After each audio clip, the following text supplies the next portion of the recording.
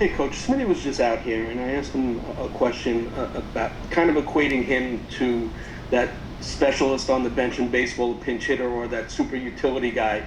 And I asked him what allows him to be able to be put in that position and succeed. And he said it's between the ears. As a coach, is there a specific attribute that you look for to be able to use a guy like that in that role, whether it's on defense or when you put him up at the wing? Is there something about him that makes him succeed in that position?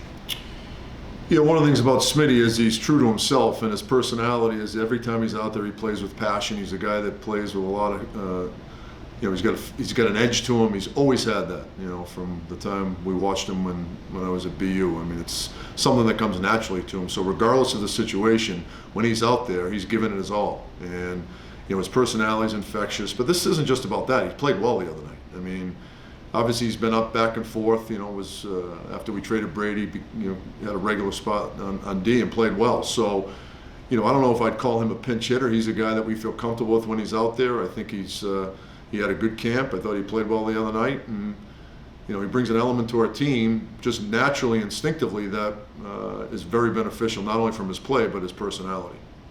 Hey David, just to keep it going with that for a second, if Smith continues to play the way you saw the other night, how difficult will it be to take him out of the lineup? And then looking at his pairing with Miller, did you see noticeable differences that you liked from Keandre from game 1 to game 2?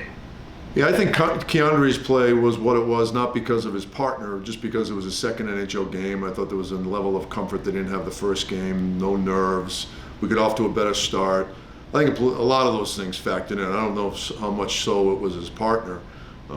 But listen, every game's different. Our lineups are gonna, you're always evaluating your lineup, trying to put the best, guys out there to give yourself the best chance to win. So I'm not worried about what the lineup's going to look like after the Jersey game. We're just focusing on what's going to happen tonight.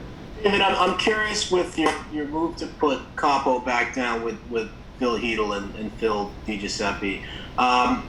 And wondering if you think there's a chemistry thing there that works in Capo's favor and in Phil's favor for that matter.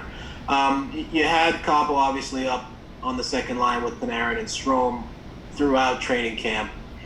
But when you put him back with Hedl, do you feel like there's a benefit that you get to some sort of a chemistry that he may have with Phil? I think there's a chemistry. I also think there's not maybe the pressure he might feel in getting Brett the puck all the time. I think that can happen to a guy that goes in that position. You feel so obligated to keep feeding Panarin. So, maybe